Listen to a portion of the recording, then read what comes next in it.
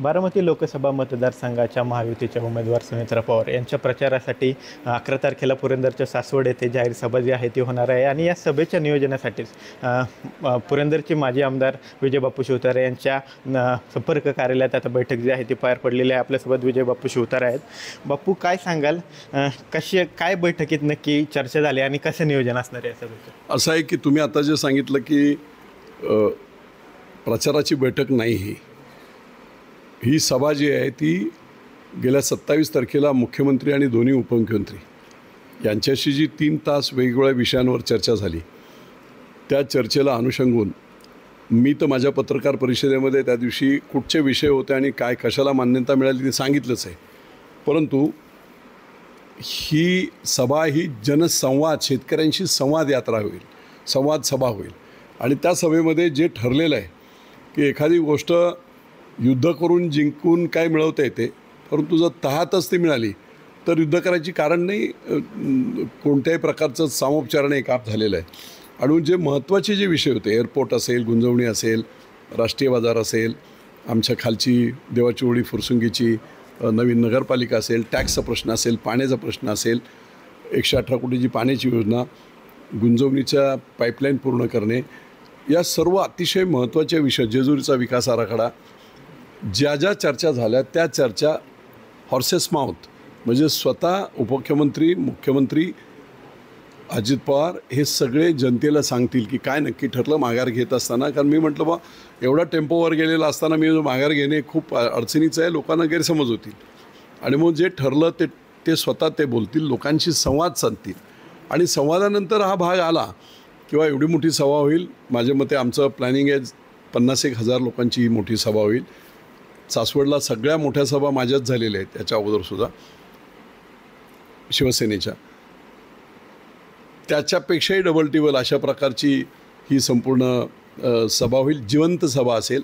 सर्व शेतकरी वर्ग, महिला वर्ग, काय नक्की बापूंनी तिघांशी चर्चा केली, त्याच्यातून आपल्याला काय मिळालेलं आहे, तालुक्याचं काय भलं झालेलं आहे, हवेलीचं काय झालेलं आहे, रोजगाराच्या संदर्भामध्ये IT पार्कचं एक डिमांड मी केलेलं आहे की 700 एकर गायरांची जमीन माझ्याकडे आहे. आणि मग त्याच्यामध्ये हिंजवडीला जे IT पार्क आहे, त्या IT पार्कमध्ये आता जागा शिल्लक नाही. 300-325 कंपन्या आजही वेटिंग लिस्टवर आहेत. तर त्या जर कंपन्यांना इथे जागा दिली, इन्फ्रास्ट्रक्चर करून दिलं, एअरपोर्टच्या बाजूची जागा आहे, त्याच्यामुळे निश्चितपणे एक चांगल्या प्रकारचा IT पार्क इथे होऊन 20-25 हजार तरुण पोरांना BTech, MTech, MCS, BCS अशी अनेक मुलं मुली ही पुरंदरमध्येच गावागावातून आहेत, ज्यांना नोकऱ्या नाही आहेत. निश्चितपणे लोकल या तरुण पोरांना नोकऱ्या मिळतील. खाली हवेलीतली सगळी जी आमची फुरसुंगीपासून ते अगदी आंबेगावपर्यंतची तरुण मुलं, त्यांनाही चांगली संधी मिळेल. आणि मग ही रोजगाराची संधी राष्ट्रीय बाजाराच्या बरोबरीने IT हब डिक्लेअर करून केंद्र शासनाने राज्य शासनाच्या माध्यमातून तो एक महत्त्वाचा प्रकल्प त्या दिवशी ते डिक्लेअर करतील. लोकांच्या हिताचे प्रश्न आहेत. वैयक्तिक माझ्या बाबतीतले काही प्रश्न नाही आहेत. विधानसभा अजून पुढे आहे. विधानसभेच्या बाबतीत नेत्यांना काय बोलायचं असेल ते बोलेल. त्या संदर्भात माझी चर्चा, मी म्हटलं होतं विधानसभा पुढे आहे, तुम्हाला जे वाटेल, जे तुम्हाला योग्य वाटेल ते तुम्ही त्या पद्धतीने तिथे बोला. निश्चितपणे ह्या सगळ्या विषयांचा उहापोह होऊन जनतेच्या पदरात काय पडलेलं आहे हे, त्याच्याबरोबरीने महायुती, ही महायुती काय आहे, मी सुद्धा माघार घेतली, त्याचं कारण आहे महायुती जिंकली पाहिजे. पंतप्रधान मोदी हे पुन्हा तिसऱ्यांदा पंतप्रधान झालं पाहिजे. देशाची सत्ता भाजपच्याच हातात सुरक्षितते असली पाहिजे. आणि त्याच्यासाठी बेबनाव होऊ नये म्हणून महाराष्ट्रभरात माझ्यामुळे जो काही होतं तर त्याचं कारण ते होतं. आणि त्यामुळे सगळ्यांचं ऐकून, विशेषतः मुख्यमंत्री एकनाथभाई शिंदे, देवेंद्रजी फडणवीस यांनी सगळ्या बाजूने समजावण्याचे प्रयत्न करून त्याच्यातून मार्ग काढले. मी पुन्हा एकदा त्यांचं अभिनंदन करतो. अनेक लोक, व्यापारी, इंडस्ट्रियलिस्ट, या सगळ्यांना, जे माझे मित्र आहेत त्यांना त्यांनी सांगितलं होतं, ती सगळी मंडळीसुद्धा या सगळ्या सकारात्मक कामामध्ये इन्व्हॉल्व होती. अशी सगळी मंडळी, सगळ्या मतदारसंघातले प्रश्न आपण घेतले. इंदापूर घेतला आहे, बारामती घेतला आहे, दौंड घेतलेलं आहे, त्याच्यानंतर तुमचा खडकवासला घेतलेला आहे, भोर घेतलं आहे, पुरंदर घेतलेलं आहे. सगळ्या मतदारसंघातले ज्वलंत प्रश्न ते मांडलेले होते. त्याला जे मान्यता दिल्या आहेत त्यांच्या तोंडातून हे जनतेला सांगतील. आणि म्हणून सगळ्या मतदारसंघातून लोक येणार आहेत. आणि टोलेजंग अशी अतिशय ऐतिहासिक असं सभा होईल. त्या सभेचं आज सगळं नियोजन झालं. शिवसैनिक सगळे आले होते. प्रचंड उत्साह आहे आणि या प्रचंड उत्साहामध्ये निश्चितपणे मग आम्ही ठरलेलं महायुतीचं जे काम आहे ते चोख करू. इतर अख्ख्या तालुक्यांपेक्षा अतिशय मोठ्या प्रमाणामध्ये महायुतीचा उमेदवार निवडून आणण्यासाठी जो काही प्रयत्न करायचे ते आम्ही सगळे करू. उद्या सकाळी 11 वाजता महायुतीचे सर्व नेते, भाजप, सेना आणि राष्ट्रवादी या प्रमुख नेत्यांची बैठक 11-12 वाजता इथेच माझ्या इथेच ठेवलेली आहे, जेणेकरून नियोजनासाठी आत्ताचं नियोजन आत्ता जे झालं ते फक्त शिवसैनिक होते, माझ्या पक्षाचे लोक. उद्या त्या सगळ्यांना एकत्रित करून मग त्यांचं ऐकून घेऊन काय काय करता येईल, त्यांच्या काय अपेक्षा आहेत त्या सगळ्या हे करून उद्या त्याच्यातून सुद्धा मार्गीकडून ही सभा प्रचंड मोठी यशस्वी होण्यासाठी ही सभा बारामती लोकसभा मतदारसंघातील इतर सर्व मतदारसंघात मतदारांना एक वेगळ्या प्रकारची स्फूर्ती आणि उत्साह देणारी असेल, एवढंच. इंदापुरातून हर्षवर्धन पाटील यांचा विरोध मावळला आहे. आज प्रवीण मानेंनी महायुतीमध्ये समावेश केलेला आहे. तुम्ही सुद्धा आता भूमिका ठाम पाठीशी राहण्याची घेतलेली आहे. महायुतीचा विजय सुकर झाला आहे उमेदवाराचा. 100% महायुतीचा प्रचंड मोठ्या मताधिक्याने विजय होईल.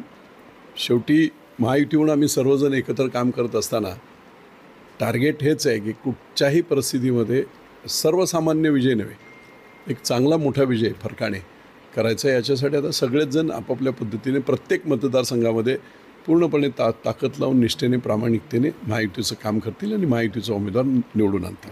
बापू, तुम्ही अपक्ष लढण्याची भूमिका घेतली होती तेव्हा एक मुद्दा तुम्ही मांडला होता की अजित पवार यांनी पुरंदरच्या जनतेचा अपमान केला आणि त्यांनी याच पालखी मैदानावर येऊन माफी मागावी. तशी काय आता अपेक्षा राहिलेली आहे तुमची? महायुतीचे लोक आहेत, सगळे नेते आहेत. एका बघा एवढ्या चर्चा झाल्यानंतर तशी काय अपेक्षा नाही, पण त्यांना जे वाटते, जे त्यांना वाटेल ते बोलतील. पण अशी अपेक्षा अजिबात नाही की त्यांनी माफी मागे वगैरे. ठीक आहे, 5 वर्ष डिले झाले, 5 वर्ष प्रकल्प त्यांनी एक वेगळा सूर धरला, एक वेगळा माणूस निवडून आल्यामुळे 5 वर्ष सगळं स्टँडस्टिल झालं, पुरंदर उपसापासून सगळं. त्यामुळे आता त्याला चालना मिळते. 5 वर्ष गेली, जेवढे 5 वर्षाचं रिकव्हरी आम्ही 1 वर्षात सगळी कामं करण्याचा प्रयत्न करू, जेणेकरून पुरंदर हवेलीचा प्रचंड मोठ्या प्रमाणाने विकास होईल. शेवटचा प्रश्न आहे, तुम्ही मध्यंतरी माघार जेव्हा घ्यायची भूमिका घेतली, म्हणजे अपक्षाने लढण्याची भूमिका घेतली, तेव्हा एक पत्र निनावी व्हायरल झालं होतं. त्या पत्रामध्ये तुमच्यावर टीका करण्यात आली होती. अर्थात त्यानंतर तुमच्या एका शिवसैनिकांनी सुद्धा त्यावर उत्तर दिलं होतं. पण हे पत्र कोणी लिहिलं होतं, का टीका करण्यात आली, काय नक्की आहे? असं आहे की हे पत्र विरोधकांनी लिहिलं होतं. त्या पत्रातच आम्ही लिहिलं होतं की शिवसैनिक माझ्याकडे कधी पत्रवित्र लिहित नाही. त्याला काय भांडायचं असेल तर माझ्याकडे येऊन भांडतो तो, त्याला तेवढी लिबर्टी आहे. घरातलं बापाशी जर का पोरगा भांडतो ना, तसा माझा शिवसैनिक माझ्याशी येऊन भांडतो. बाप जसा शिव्या देतो, डाटतो, ओरडतो, थाबाड्या देतो, तेवढंसुद्धा मी करतो. तरी ते रिलेशन आमचं वेगळं आहे. अशी पत्रवित्र लिहिण्याचा नाटकपणा कोणी करत नाही. आणि त्याने लिहिताना काय लिहिलं आहे, प्रिय बापू, सनविवी हा आमचा प्रकार नाही. सप्रेम जर खरा शिवसैनिक असता तर सप्रेम जय महाराष्ट्र लिहिलं असतं. त्यामुळे ते पत्र कोणी लिहिलं आहे त्याचं सगळं आम्हाला ट्रेस झालेलं आहे. परंतु जाऊ द्या, इतक्या छोट्या लोकांना एक्सपोज करणे आणि त्याच्यात हे करणे, त्याच्यात वेळ घालवणे आम्हाला करायची गरज नाही. माझ्या कार्यकर्त्यांनी जे उत्तर द्यायचं ते उत्तर दिलेलं आहे, ते सुद्धा प्रसिद्ध झालेलं आहे. तर अशाच प्रकारचा खोडसाळपणा करण्याची विरोधकांची काय पद्धत आहे ती सगळ्यांना माहिती आहे. त्यामुळे त्याच्याकडे आम्ही लक्ष देत नाही. धन्यवाद बापू. तर विविध राजकीय प्रश्नांवर बापू यांनी उत्तर दिलेलं आपल्याला पाहायला मिळतं. कॅमेरा पर्सन सुशांत राऊतसह विनय जगताप, TV9 मराठी, पुणे.